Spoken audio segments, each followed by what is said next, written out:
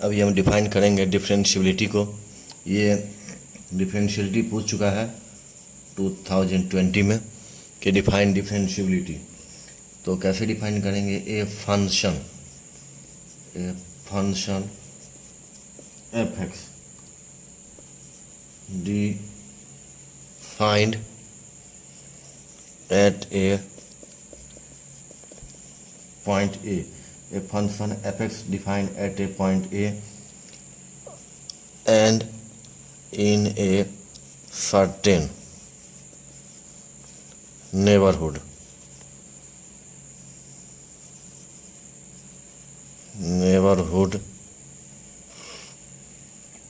A function f(x) defined at a point A in a certain neighborhood of A is said to be क्या कहलाएगा? Differentiable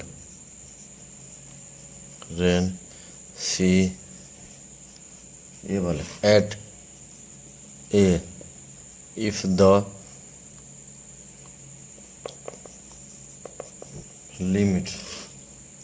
limit h tends to 0 f a plus h minus f a by H.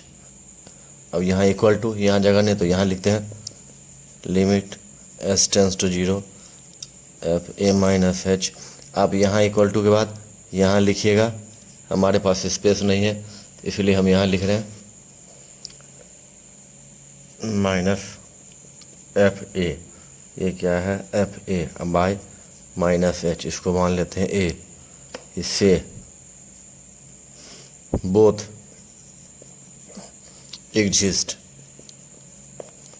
and both have the same value। दोनों exist करता हो और दोनों same value रखता है। यानी फिर से हम देख लेते हैं एक बार।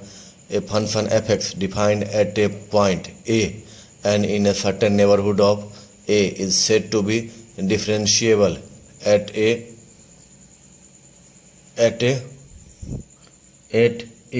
इफ ये है if the limit h tends to 0 f a plus h minus f a by h equal to limit h tends to 0 f a minus f a by minus h, इसको equal to a. Both exist and both have the same value.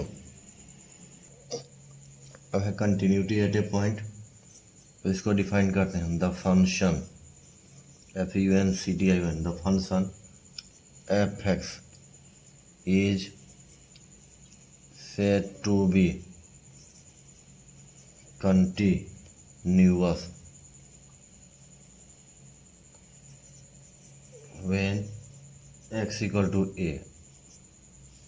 Top if f(x) possesses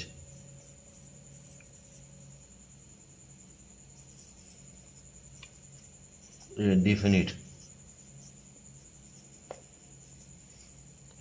limit as x tends to the value a from either side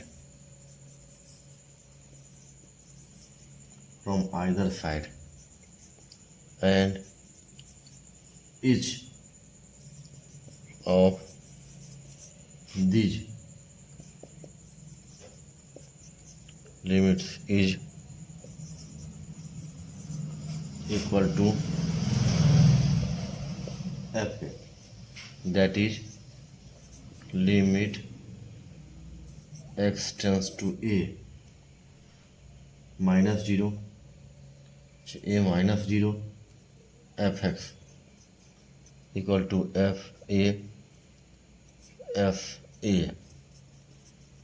equal to limit x tends to a plus 0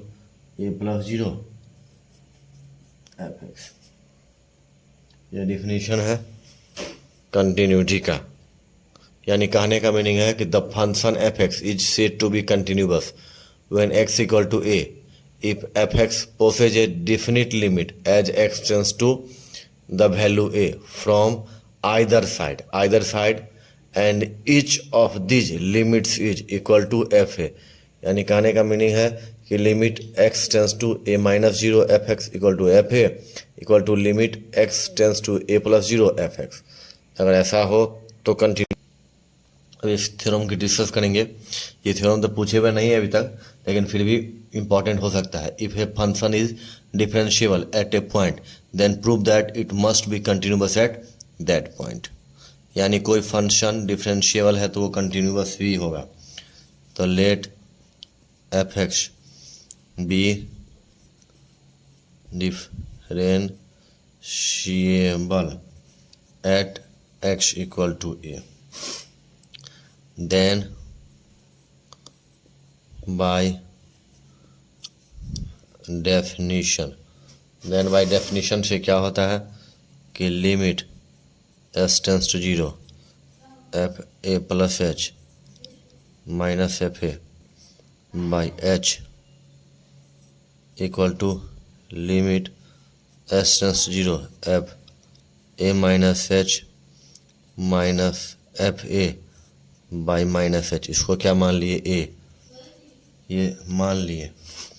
इसका meaning क्या है कि f a plus h minus f a equal to किसके बराबर होगा mod ए, और ये क्या होगा मॉड एच, ये किसके इक्वल होगा मॉड एच और a plus epsilon, where epsilon tends to zero. कब? जब एस टेंस करे जीरो। दैट इज कहने का मीनिंग क्या है कि f a plus h minus f a tends करता है जीरो एज जब एच टेंस करता है जीरो। यानी that is f a plus h tends to f a. It क्या टेंस करता है एफ ए। कब? जब एच एस टेंस करता है जीरो। इसको हम क्या मान लेते हैं फर्स्ट। इसको मान लिए फर्स्ट।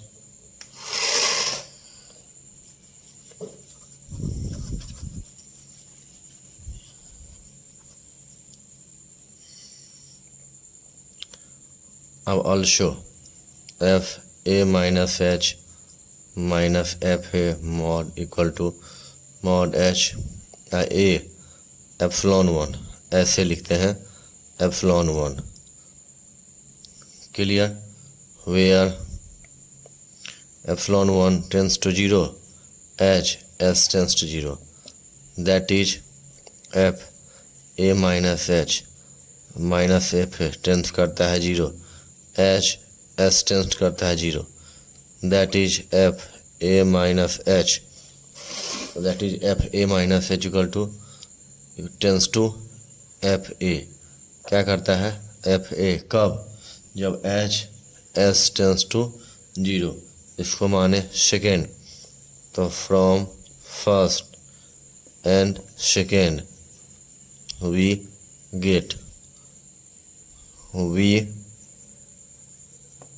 हम क्या पाते हैं कि दोनों बराबर है। यानी limit s tends zero f a plus h equal to f a equal to limit s tends zero f a minus h. Hence the function is continuous at x equal to a. अब इसका ये तो prove हो गया। अब prove that क्या करना है कन्वर्स इज नॉट ट्रू। क्या प्रूव करना है कन्वर्स इज नॉट ट्रू। अगर ये पूछेगा तो कन्वर्स इज नॉट ट्रू तभी प्रूव करना है। या ऐसा भी क्वेश्चन हो सकता है कि continuity is weaker condition than continuity is weaker condition on a function than differentiability. इसके कहने का मीनिंग है कि continuity is weaker condition on a function than differentiability. यानी जो कंटिन्यूअस होगा वो डिफरेंशिएबल नहीं भी हो सकता है। कन्वर्स कहे तो या continuity is weaker condition on function than differentiability. इसका मतलब है कि जो कंटिन्यूअस है वो डिफरेंशिएबल नहीं भी हो सकता है।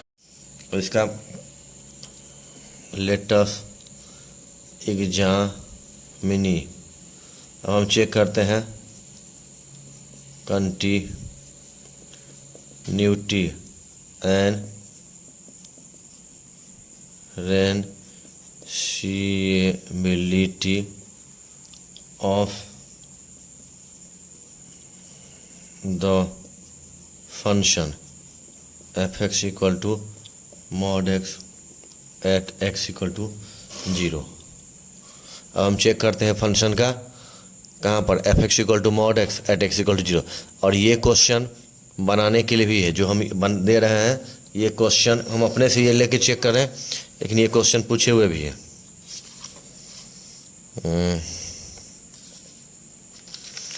कब पूछे हुए हैं, ये देखिए एग्जामिनी था, पूछे हुए हैं। कब पूछे हुए हैं, ये 2019 में पूछे हुए हैं कि examine the continuity f x equal to mod x for continuity and differentiability x equal to 0, यानी 2019 के 3 का बी है।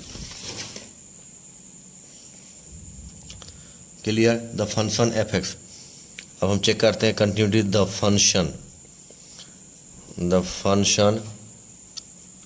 F x is said to be, क्या कहलाएगा, continuous at x equal to 0। कब, if limit s tends to 0 f 0 plus h, f 0 plus h equal to f 0 limit s tends to 0 f 0 minus h. अगर ये तीनों बराबर हो जाएगा तो क्या कहलाएगा, कंटिन्यूअस। अब चलिए हम निकालते हैं एफ 0 निकालें तो मॉड में जहाँ भी है तो मॉड में एक्स है तो उसका जगह 0, यानी 0 आ गया। अब निकालते हैं लिमिट एस टेंस टू 0। अब क्या निकालते हैं, एफ 0 माइनस एच। तो 0 माइनस एच का मीनिंग माइनस एच, मॉड में क्या डालें, 0 माइनस एच, तो बाहर कितना निकलेगा, मॉड से माइनस ही प्लस होकर निकलता है तो एच, और इसका वैल्यू आ गया। अब क्या निकालते हैं, नाउ अब limit s tends to 0 f 0 plus h, तो limit s tends to 0 plus h लिखे तो, या सिर्फ डायरेक्ट एच लिखे सेम ही है, तो limit s tends to 0 h equal to 0। अब ये तीनों बराबर हो गया।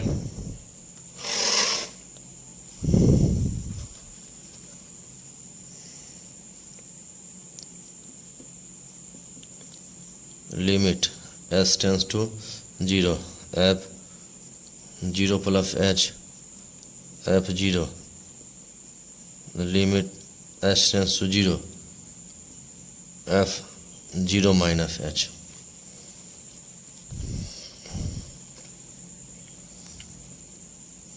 Hence the function f(x) equal to mod x is continuous. Hence the function f(x) equal to mod x is continuous at x equal to 0. Again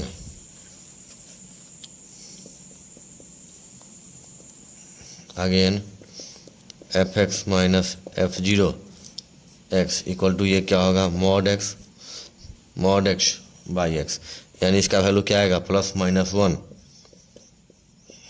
according as x इज, plus minus भी का अर्थ होता है पॉजिटिव या negative, यानी दोनों 2 आ गया, plus होगा तो प्लस, माइनस होगा तो माइनस, तो यानी हैंस क्या कि limit x tends to 0 f(x) f(0) by x does not exist, so f(x) is not differentiable, thus the function under consideration, thus the function under consideration is continuous. कहाँ पर? at x equal to continuous, at x equal to 0, but not differentiable at x equal to 0. अभी जो हम question prove करने जा रहे हैं वो 2019 में पूछे हुए हैं।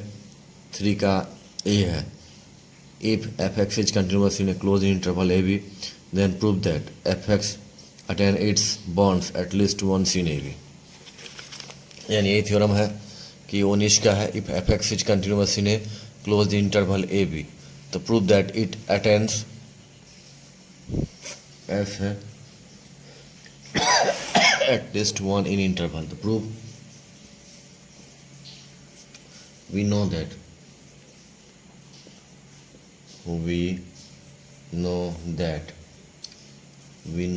a function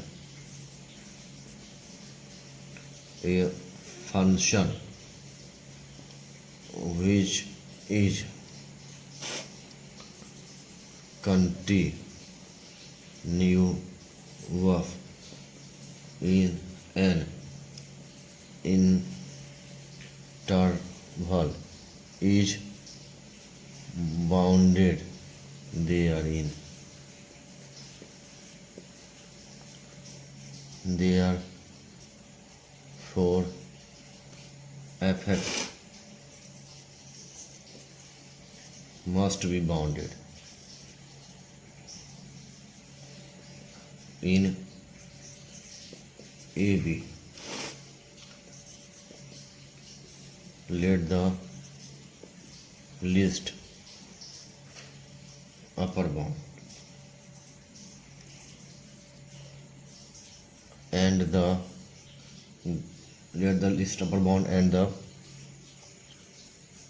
greatest lower bound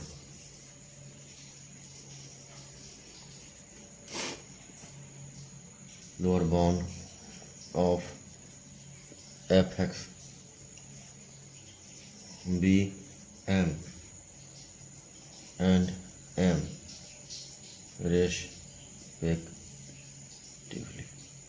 respectively. हम क्या मानते हैं कि we know that a function which is continuous in an interval is bounded therein. Therefore, fx must be bounded in AB, closed interval AB. Let the least upper bound and the greatest lower bound of fx be m and capital M and small m respectively.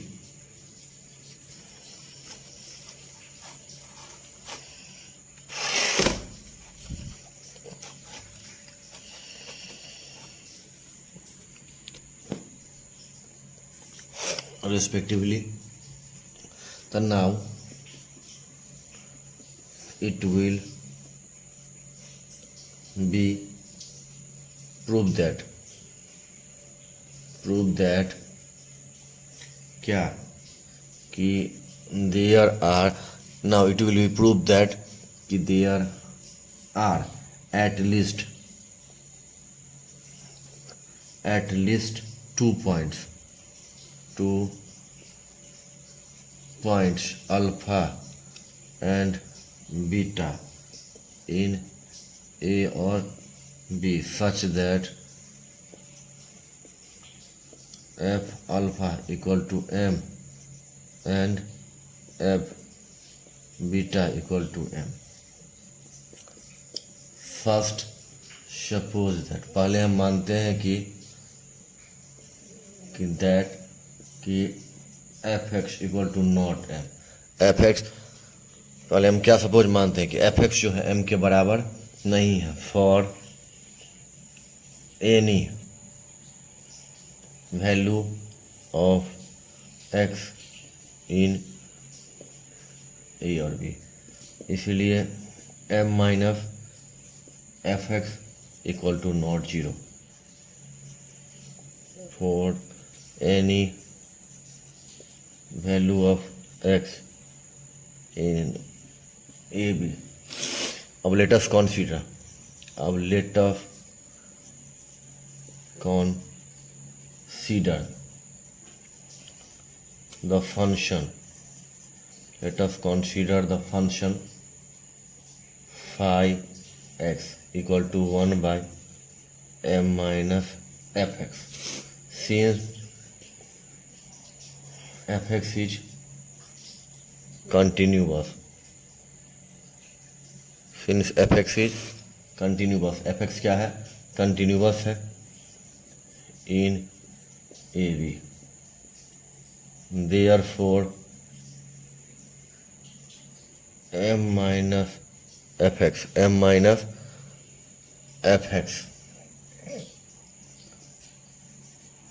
is also continuous in AB। ये भी क्या होगा, continuous होगा, किसमें, AB में।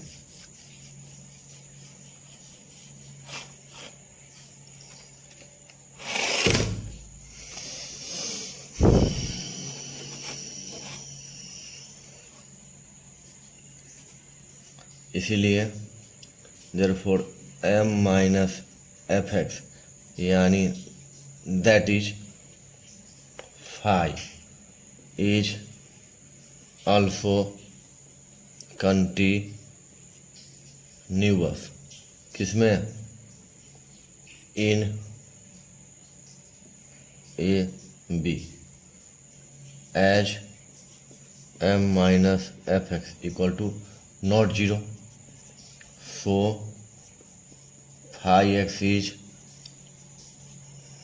bounded in AB, bounded in AB by the property of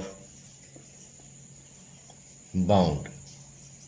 we have क्या, phi x क्या होगा, छोटा या बराबर होगा g के, या m माइनस एफ एक्स छोटा या बराबर होगा जी के, या m माइनस एफ एक्स उलट दिए तो ये साइन चेंज हो जाएगा, इधर आ जाएगा जी के, या एफ एक्स अब क्या है उधर ले आते हैं तो ये भी चेंज हो जाएगा, लोअर या छोटा होगा m माइनस 1 बाई जी के।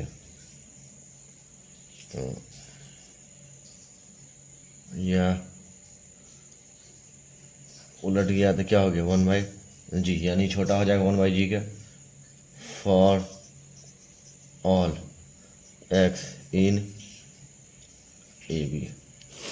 तो दिस हम जो माने थे वो गलत हो गया, तो this contradicts the fact that, this contradicts the fact that कि क्या, that m is least upper bound of x in A B, hence our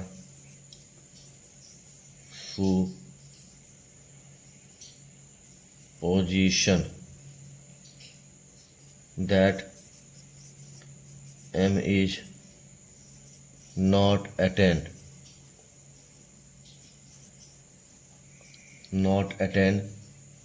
by the function fx is क्या हो गया, at any point x in a b is wrong हो गया।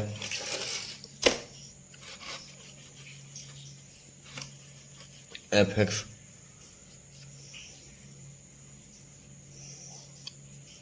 Eight any point x in AB is wrong होंगे 10 fx must attain m at least once in AB. Similarly, it can be shown that the greatest lower bound M is attained by fx, जिसके द्वारा fx at least once in AB. Hence the theorem is complete proved.